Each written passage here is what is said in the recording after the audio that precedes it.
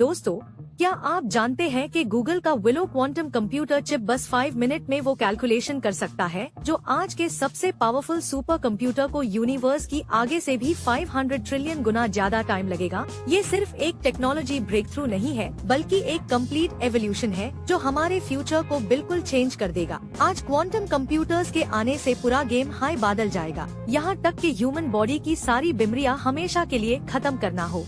Quantum computers की वजह से सबसे पहले तो बड़ी आसानी से इंसानों की जिंदगी 150 से 200 साल तक लंबी हो जाएगी। ये सब कुछ जानने के लिए हमारे साथ इस वीडियो में बने रहिए। 5 मिनट नॉलेज को लाइक करें, सब्सक्राइब करें और घंटी के निशान को जरूर दबाएं ताकि नई आने वाली वीडियोस आप तक पहुंचती रहें। दोस्तों, लेकिन इससे पहले कि हम क्वांटम कंप्यूटर्स को समझें, हमें ये जानना होगा कि कंप्यूटर्स का सफर कैसे शुरू हुआ। और ये स्टोरी इतनी फैसिनेटिंग है कि आप बिलीव नहीं करेंगे।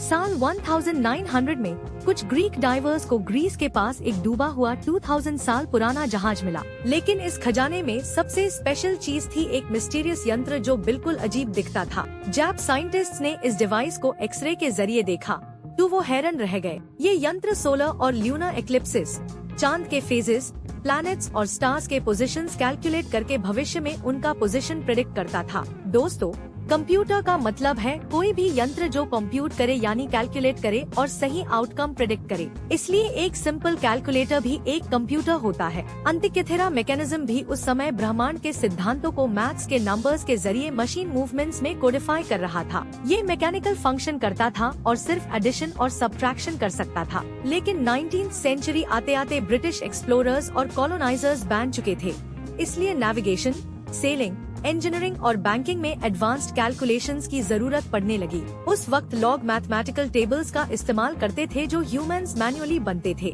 और हम ह्यूमंस तो गलतियां करने में एक्सपर्ट हैं। लेकिन बाबिज यहाँ नहीं रुके। ये इतना अहेड ऑफ टाइम था कि लैक ऑफ फंडिंग की वजह से पूरा बनकर तैयार नहीं हो पाया। उस समय कोड्स कैसे लिखे जाते थे? पंच कार्ड से। चार्ल्स की एक स्टूडेंट अदा लवलेस ने दुनिया का सबसे पहला एल्गोरिदम लिखा एनालिटिकल इंजन के लिए। यहाँ से कंप्यूटर ऑटोमेशन की शुरुआत हो गई थी। हमें किसी और फंडामेंटल फोर्स की जरूरत थी जो इंफॉर्मेशन को ज्यादा तेजी से प्रोसेस कर सके। उन्होंने देखा कि बल्ब का सिर्फ एक साइड का ग्लास एरिया ब्राउन लेयर से कोट हो जाता था। जब उन्होंने बल्ब के अंदर एक मेटल प्लेट डाली और उस पे पॉजिटिव वोल्टेज लगाया तो इलेक्ट्रॉन्स उस प्लेट पर चिपकने लगे और करंट पैदा होने लगा। एडिसन करंट ने बेसिकली हमें इलेक्ट्रॉन फ्लो कंट्रोल करना सिखा दिया था। जब ये कंप्यूटर्स चलते थे तो ऐसा लगता था कि हजारों बल्ब्स जल गए हो। इंजीनियर्स मजाक में कहते थे कि बाफ के मौसम में उन्हें हीटर्स की जरूरत नहीं पड़ती थी। उन्होंने एक चावल के दाने जैसे छोटे ऑब्जेक्ट से इलेक्ट्रॉन फ्लो कंट्रोल कर दिया। ये ज्यादा फास्ट था,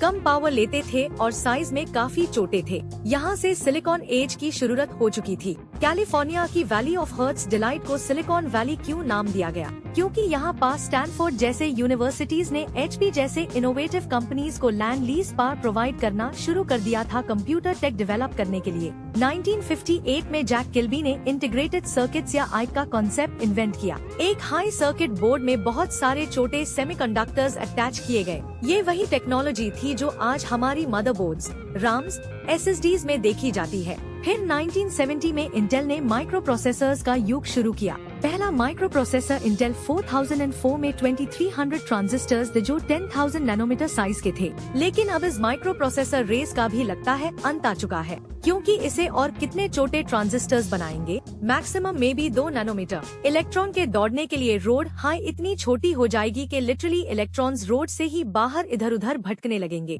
मूर्स लॉ जो पहले 2 सालों में डबल होता था, अब 4 सालों में डबल कर पा रहा है। लेकिन जैसे एक दरवाजा कहीं बंद होता है, दूसरा कहीं खुलता है। 1880 में मैकेनिकल कंप्यूटर्स से इलेक्ट्रॉनिक कंप्यूटर्स पर जो शिफ्ट देखा, उसके बाद हमारी processing power literally millions of times बढ़ गई थी। क्या कोई इसे भी फंडामेंटल प्रिंसिपल हो सकता है जो हमारे आज के मॉडर्न कंप्यूटर्स से भी मिलियंस ऑफ टाइम्स ज्यादा प्रोसेसिंग पावर दे सके? क्वांटम थ्योरी और क्वांटम मैकेनिक्स में है एक ऐसा साइंस जो रियलिटी के हाई रूल्स को रिराइट कर देता है। क्वांटम रियलिटी एक्सट्रीमली कॉम्प्लिकेटेड है और आप सिंपली यूज क्लासिकल कंप्यूटर्स से समझ ही नहीं सकते। इसी एग्जैक्ट थॉट ने पहली बार 1980 में जन्म दिया था क्वांटम कंप्यूटर्स के आइडिया को। जिस तरह आज हम 19th सेंचुरी के कंप्यूटर्स को बस कैलकुलेटर्स की तरह देखते हैं। क्वांटम कंप्यूटर्स ने ऑलरेडी हमारे आज के कंप्यूटर्स को उनका असली चेहरा दिखाना शुरू कर दिया है। गूगल का विलो चिप बस 5 मिनट में वो कैलकुलेशंस कर देता है जो सुपर कंप्यूटर को यूनिवर्स की आगे से 1000 गुना ज्यादा टाइम लगेगा। Quantum computers infinite possibilities unlock कर रहे हैं।